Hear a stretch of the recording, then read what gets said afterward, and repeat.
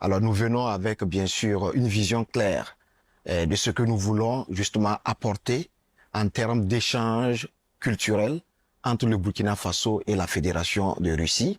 Parce que comme vous le savez, depuis quelques années déjà, nous sommes en train de travailler à renforcer, sinon à dynamiser de plus en plus cette coopération bilatérale qui, en seulement 3 années, après donc la relance de cette coopération, donne beaucoup de satisfaction à nos premières autorités, et notamment au sommet de l'État. Il vous souviendra qu'en mai dernier, le chef de l'État burkinabé, son Excellence le capitaine Ibrahim Traoré, a effectué une visite officielle. Et c'était d'ailleurs la deuxième visite puisque la première a eu lieu à Saint-Pétersbourg et en 2023. Et cette année encore, le chef de l'État était là à l'occasion de la célébration du 80e anniversaire de la grande victoire de la Russie. Donc c'est dit que pour le Burkina Faso, notre présence à ce festival revêt une importance capitale. Nous venons montrer ce que nous savons faire sur le plan culturel, mais nous avons également l'ambition d'apprendre de notre partenaire russe, parce que nous savons que vous avez une culture qui date de plusieurs millénaires, et donc sur le plan de la musique militaire, il y a des expériences que nous entendons capitaliser. Et je dois dire que depuis que nous sommes là, les choses se passent merveilleusement bien, et je voudrais véritablement saisir l'occasion pour remercier l'ensemble des organisateurs. Alors, justement, vous parliez du fait que vous êtes à la tête d'une grande délégation constituée notamment de l'orchestre présidentiel qui participe au festival militaire de la musique. Alors, que représente cet événement pour le Burkina Faso et comment l'art et la culture deviennent-ils des vecteurs diplomatiques? Alors, vous savez que le Burkina Faso est par essence un pays de culture, un pays de tradition. Nous avons un riche patrimoine culturel, que ce soit sur le plan matériel, mais aussi sur le plan immatériel. Nous avons des savoir-faire et nous avons des richesses que nous sommes en train aujourd'hui de travailler à valoriser de plus en plus. Alors donc notre stratégie, qui est adossée bien sûr à la stratégie nationale de la culture et du tourisme, se veut être orientée vers 2 axes principaux. D'abord, en interne, nous travaillons à révéler ce que nous avons aujourd'hui comme richesse. Et vous savez, nous avons plus de 60 ethnies au Burkina Faso et chaque ethnie a sa particularité, sa spécificité, qui commence déjà par la langue, mais aussi au niveau des pratiques culturelles, et nous avons des différenciations. Donc nous travaillons à mettre tout cela en exergue pour que les Burkinabés eux-mêmes puissent mieux connaître la culture de leur pays. Alors le deuxième axe, c'est le volet international, qui est extrêmement important parce que vous savez qu'aujourd'hui, aucun pays ne peut vivre en autarcie, renfermé sur lui-même. Et le Burkina, qui aujourd'hui a amorcé une nouvelle dynamique de développement économique et social, a besoin de s'ouvrir aussi au reste du monde. Et le chef de l'État a fait le choix d'adosser sa politique sur le développement endogène. Et qui parle de développement endogène, dit bien sûr cette capacité à aller donc puiser dans le substrat de nos richesses culturelles. Donc aujourd'hui, à l'image des grandes nations, nous voulons également nous appuyer sur notre culture. Donc, en venant ici à Moscou, notre objectif est très clair, c'est montrer ce que le Burkina Faso est. Parce que vous savez que malheureusement, certains médias, particulièrement les médias occidentaux, ont peint notre pays en noir, ont tourné en dérision toutes les options politiques qui ont été faites jusque-là, alors que, fort heureusement, ce sont des options gagnantes. Et aujourd'hui, nous constatons sur le terrain toute l'avancée qui est en train d'être faite dans la lutte contre le terrorisme. Mais ce n'est pas seulement que la lutte contre le terrorisme, mais c'est aussi la lutte pour le développement. Donc, en venant ici avec l'orchestre de la présidence du Faso, c'est certes le volet culturel qui est mis en avant. Profiter donc de cette capacité que nous avons sur le plan culturel et faire davantage connaître le Burkina et montrer le Burkina Faso comme étant un pays conquérant, un pays de vaillants peuples, voilà, qui au quotidien se satisfait de ce que ce peuple est, mais est également conscient de ses limites, de ses insuffisances et de la nécessité donc d'aller chercher auprès d'autres partenaires, notamment les partenaires sérieux, les partenaires sûrs, et entre autres, nous pouvons citer la Russie parmi donc ces partenaires-là. Alors, votre ministère a récemment mis en avant la valorisation du patrimoine à travers des événements comme la Semaine nationale de la culture ou la Nuit de l'Ompolo. Quelle place occupe la culture dans la stratégie souverainiste du Burkina Faso? C'est vrai que vous l'abordiez déjà à l'instant. Alors, surtout où le pays affirme sa souveraineté politique et économique. Alors, vous savez que le Burkina Faso, et je le disais tout à l'heure, hein, nous sommes un pays véritablement culturel. Vous avez cité quelques grands événements culturels, mais je pense que c'est peut-être le 10e de ce que nous avons comme manifestations et événements culturels. En février dernier, nous avons organisé la 29e édition du Festival panafricain du cinéma et de la télévision de Ouagadougou, le FESPACO, qui est un grand événement de cinématographie qui fait d'ailleurs du Burkina Faso la capitale du cinéma africain.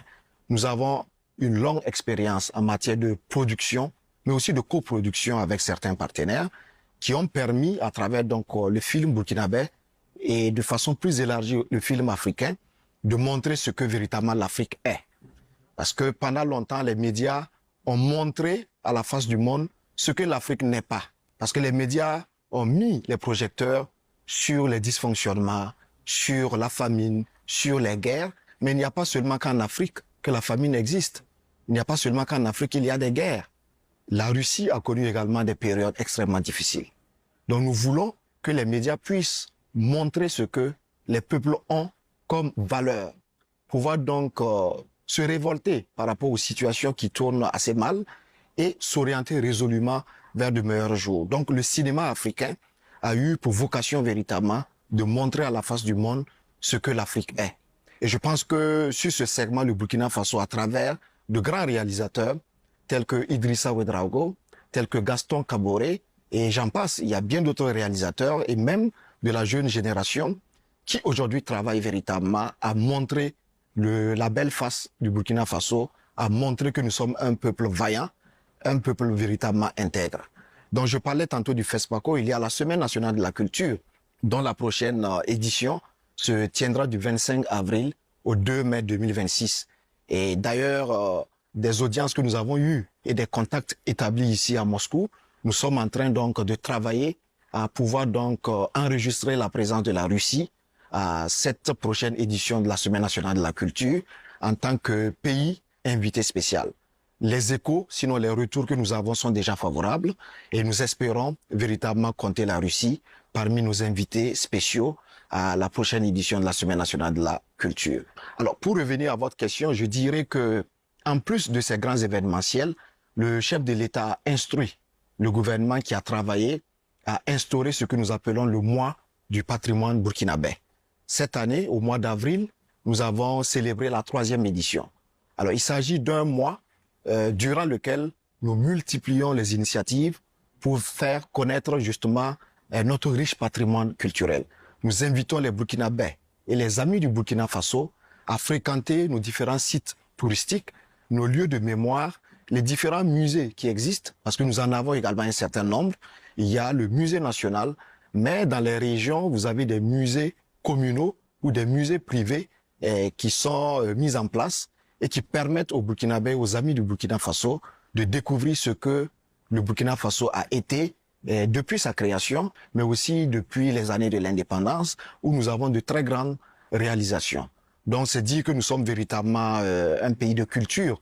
Et en marge de ce mois du patrimoine burkinabé, nous avons institué depuis 2 années maintenant ce que nous appelons la journée des traditions et des coutumes, célébrée chaque année le 15 mai, qui permet aux adeptes de la religion traditionnelle, voilà, d'avoir une tribune d'expression. Nous voulons d'un pays où chacun a le droit d'exprimer sa croyance, a le droit de s'exprimer tout simplement. Donc cette journée a été instituée et elle a été très bien accueillie, d'ailleurs par les leaders coutumiers et qui en profitent effectivement pour montrer leur savoir-faire immatériel et sur différents aspects, que ce soit en matière de médecine traditionnelle. Voilà, nous avons de grands sachants, voilà, qui ont des valeurs à inculquer à la jeune génération. Donc, en somme, je dirais que, en tout cas, beaucoup de choses ont été faites déjà, mais nous travaillons véritablement à renforcer ce que nous avons comme richesse sur le plan de la tradition, mais aussi sur le plan de la culture de façon générale. Alors, Monsieur le ministre, parlons à présent du partenariat avec la Russie. Outre les domaines tels que l'énergie et la sécurité, la coopération avec la Russie touche d'autres domaines tels que la culture, on en parlait à l'instant, ainsi que la santé, l'éducation également. Alors, en quoi ce partenariat est-il différent de ceux qu'entretenait le Burkina Faso autrefois avec les pays occidentaux, par exemple? Alors, comme vous le savez, le Burkina Faso, à l'instar d'autres pays de l'Afrique de l'Ouest, est une ancienne colonie française. Et malheureusement, nous sommes restés pris au piège de la France jusqu'à un passé assez récent où nous avons fait l'option de diversifier nos partenariats. Et c'est cela qui a permis qu'avec la Fédération de Russie, nous ayons entamé une coopération bilatérale qui aujourd'hui nous satisfait. Tout simplement parce qu'avec la Russie, nous dialoguons de partenaire à partenaire. Et nous ne sommes plus dans ce paradigme qui consiste à dire vous êtes une colonie et nous sommes, l'État référence. Non, nous ne sommes plus véritablement dans ces acceptions. Nous sommes beaucoup plus dans un partenariat gagnant-gagnant où nous discutons d'égal à égal. Et je voudrais me référer au tête-à-tête que les deux chefs d'État ont eu en mai dernier. Vous avez vu que c'est véritablement sans complexe, voilà, sans condescendance, véritablement que ce tête-à-tête s'est déroulé. Et aujourd'hui, le partenariat avec la Russie est multisectoriel. Vous avez tantôt parlé de l'énergie, le secteur de l'énergie, le secteur de la défense, de la sécurité, le secteur culturel, mais aussi dans le domaine de l'agriculture, l'assainissement, etc., la santé également et l'éducation. Et nous entretenons en tout cas des relations fort appréciables avec la Fédération de Russie. Et nous travaillons véritablement parce que pour nous, il ne s'agit pas de venir vers la Russie pour dire nous demandons telle aide, nous voulons que vous puissiez nous appuyer à faire telle chose. Non, le chef de l'État l'a indiqué, nous sommes dans une dynamique d'échange. Nous avons à donner et la Russie a à apporter. Et donc, c'est vraiment dans ce paradigme-là que nous sommes, pouvoir donc donner et également recevoir. C'est comme ça que nous percevons les relations internationales, la coopération, qu'elle soit bilatérale ou multilatérale. C'est comme ça que le Burkina Faso voit bien sûr cette coopération. Et nous entendons travailler véritablement à pouvoir affirmer notre souveraineté et à pouvoir conquérir totalement cette souveraineté-là. Alors, parlons de souveraineté, parlons à l'instant de souveraineté médiatique. Vous êtes notamment le ministre de la communication du Burkina Faso. Alors, comment votre pays lutte-t-il contre la désinformation, surtout à une époque où l'information est devenue une arme? Et comment le pays compte-t-il défendre sa souveraineté médiatique? Alors, il faut dire que nous avons été pendant longtemps victimes de cette désinformation qui était faite à dessein. Et ça, nous l'avons compris très vite. Et le chef de l'État a donné des instructions très claires. L'information est aujourd'hui une arme redoutable. Elle est quelquefois plus destructrice que les armes conventionnelles que nous avons.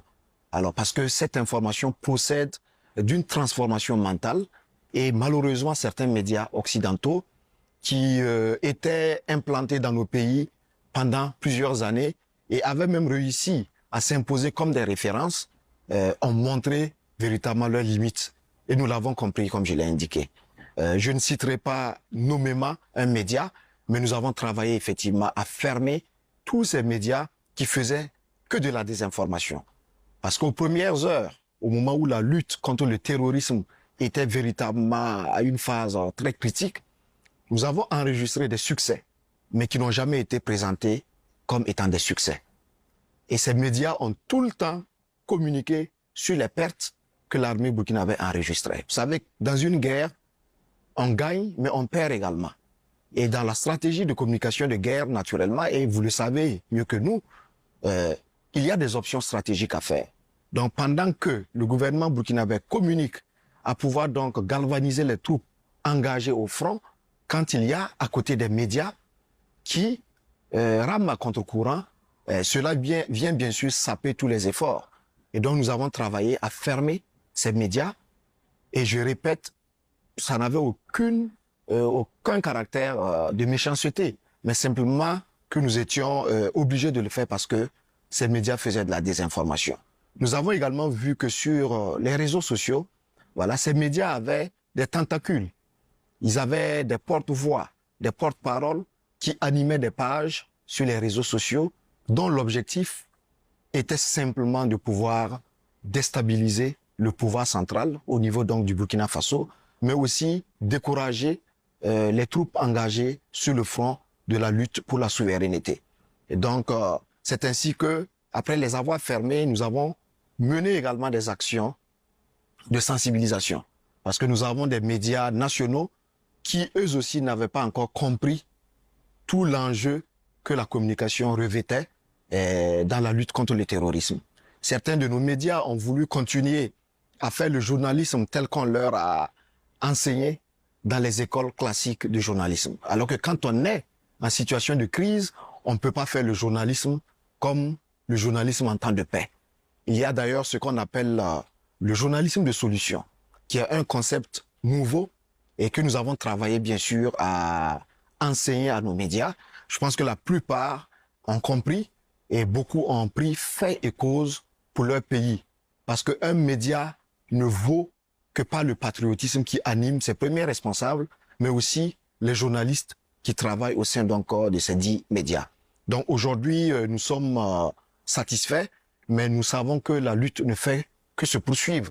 Parce qu'à un moment donné, il va falloir effectivement faire le point. Et ça, au quotidien, nous faisons l'effort de faire des évaluations et de voir comment nous réajustons la stratégie de communication pour engager l'ensemble des médias dans une dynamique patriotique.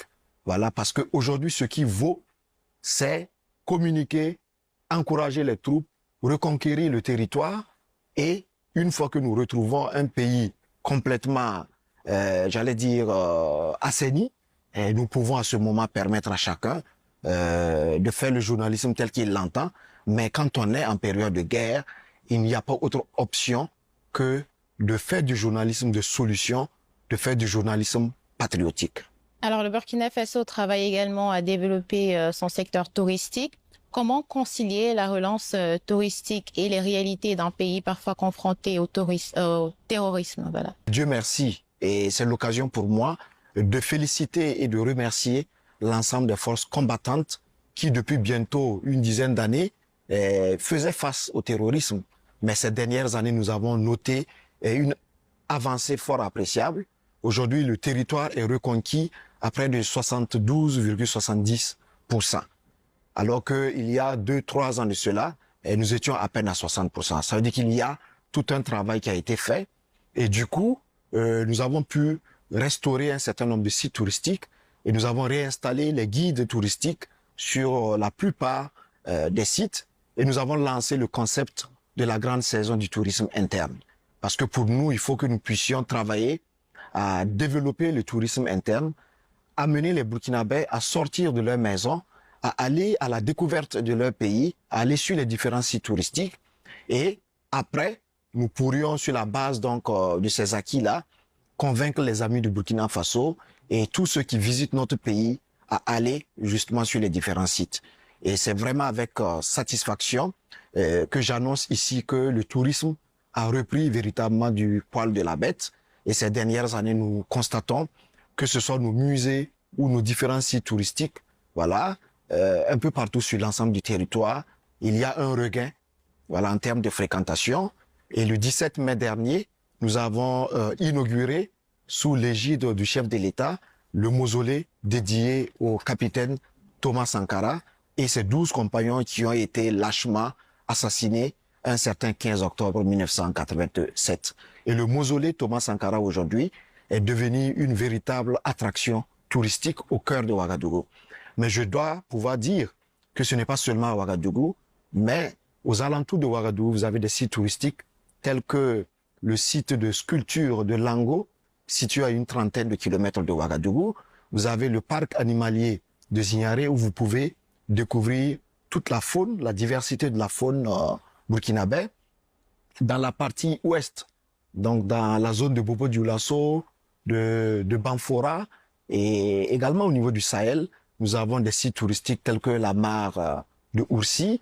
Voilà, au niveau de Banfora, nous avons les cascades de Banfora, nous avons le lac Tengrela, nous avons les dômes de Fabetdougou. Il y a tant et tant de sites touristiques qui vous feront découvrir des merveilles du Burkina Faso.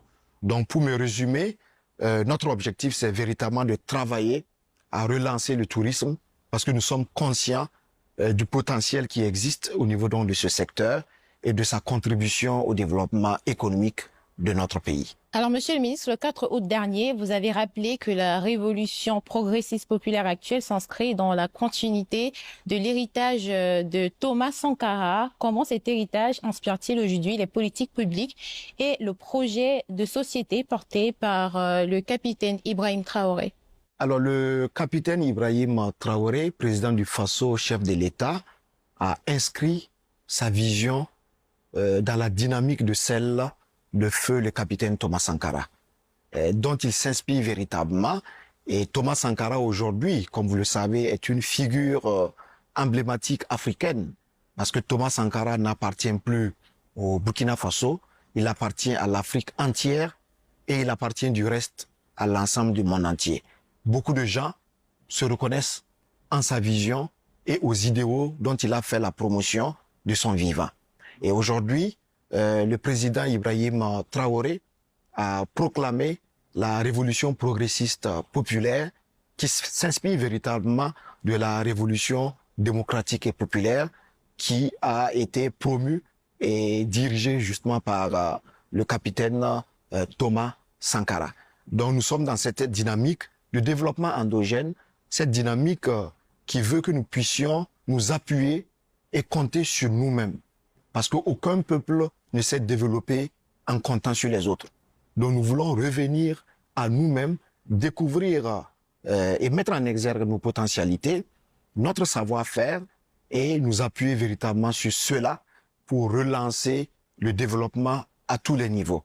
Donc la RPP a été proclamée et dans les jours à venir, le chef de l'État lui-même, à travers un manifeste qui va être rendu populaire, expliquera de façon très claire sa vision par rapport à cette révolution progressiste populaire qui, je dois l'avouer, a été saluée par l'ensemble du peuple burkinabé et beaucoup d'Africains se reconnaissent aujourd'hui au capitaine Ibrahim Traoré qui fait la fierté du Burkina Faso, qui fait déjà la fierté de l'Afrique.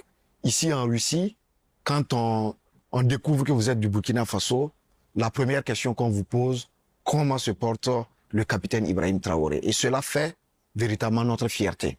Donc c'est en même temps un engagement, une mission pour nous de travailler à mériter la confiance qu'il a placée en nous, mais aussi de travailler à le soutenir dans sa marche résolue pour une Afrique libre, pour une Afrique une. Parce que l'Afrique a été pendant longtemps stigmatisée, marginalisée, et le combat mené par le capitaine Ibrahim Traoré, c'est que le panafricanisme soit une réalité et partout où nous avons des peuples noirs, que nous puissions travailler à les fédérer. Et c'est d'ailleurs ça qui a valu que nous puissions remettre en selle ce que nous appelons l'Institut des peuples noirs Farafina. Cet institut a été remis véritablement en selle par le président du Faso et son président d'ailleurs vient d'être nommé en la personne de Maître Kelem de Tambela, précédemment Premier ministre du Burkina Faso. C'est lui qui va conduire les rênes de l'IPN Farafina et nous avons foi que cet institut va véritablement poursuivre le combat que Thomas Sankara a mené et que nous allons très bientôt, en tout cas, connaître un succès et que les Africains feront véritablement la fierté de l'Afrique, la fierté du monde entier. Alors, le Burkina Faso a récemment expulsé la coordonnatrice résidente de l'ONU après un rapport jugé mensonger. Quelle est votre position vis-à-vis de ces organisations internationales et comment concilier coopération et respect de la souveraineté? Alors, je pense que dans le communiqué du gouvernement qui a été porté à la connaissance de l'opinion nationale et internationale et qui indiquait justement que la coordonnatrice résidente du système des Nations Unies était désormais persona non grata au Burkina Faso, ce communiqué a donné justement toutes les raisons. Parce qu'aujourd'hui, le Burkina Faso ne tourne pas le dos au système des Nations Unies, non, mais le Burkina Faso exige que sa souveraineté puisse être reconnue et respectée. Et nous avons dit dans le communiqué que nous souhaitons avoir des interlocuteurs crédibles. Voilà. Donc, je ne serai pas plus long sur cette question. C'est simplement dire que nous voulons que notre souveraineté en tant qu'État puisse être respectée et que dans nos rapports avec nos partenaires, nous puissions avoir une part à jouer dans tout le travail qui est fait. Parce qu'il est inconcevable qu'une institution dans un pays puisse élaborer un rapport sans, bien sûr, associer les institutions et les responsables de ce pays. Je pense que nulle part au monde, cela ne se fait. Donc, nous n'allons pas accepter que dans nos pays, des gens, par condescendance, puissent penser un seul instant qu'il est possible d'élaborer un rapport aussi grave sur des questions sensibles sans, bien sûr, associer nos institutions, sans associer le gouvernement. Du reste, nous avons à plusieurs reprises interpellé la coordonnatrice du système des Nations Unies et l'ensemble des agences qui constituent donc le système des Nations Unies au Burkina Faso. Déjà le 25 mars dernier, nous les avons convoqués et nous leur avons dit très précisément qu'il y avait une part à faire entre les terroristes que jusque-là ils qualifiaient de groupes armés. Voilà, ils utilisaient des terminologies que nous ne concevons pas. Parce qu'au Burkina Faso, il n'y a pas de lutte armée. Il y a le terrorisme et l'État burkinabé, à travers les forces combattantes, lutte contre le terrorisme. Donc nous ne pouvons pas comprendre que nous puissions, à cette étape de la lutte, voir des rapports qui mettent sur le même pied d'égalité nos armées, voilà, avec les terroristes, voilà, qui ne sont que des bandits, qui ne savent que violenter les populations, tuer, égorger. Et nous estimons qu'aujourd'hui, la communauté internationale devrait être solidaire de tous ces peuples du Sahel qui sont victimes du terrorisme. Nous devrions faire un front commun pour lutter ensemble contre le terrorisme. Alors donc, voici ensemble les raisons. Et notre objectif, c'est d'avoir véritablement des interlocuteurs sérieux et crédibles.